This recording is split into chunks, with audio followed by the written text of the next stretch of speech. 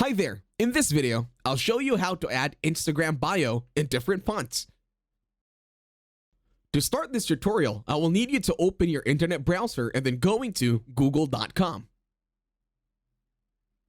Now on the search bar, search these following words. Lingo Jam.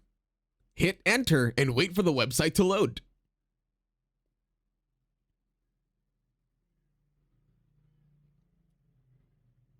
Once done, click on the first link that says lingojam.com. Just tap on it. Don't worry, I'll wait for you. Once you're here, type in the text that you want to add into your Instagram bio. And then when you scroll down, you will see different options and a variety of options that you can choose from. Just click on the one that you desire. Now highlight everything and copy.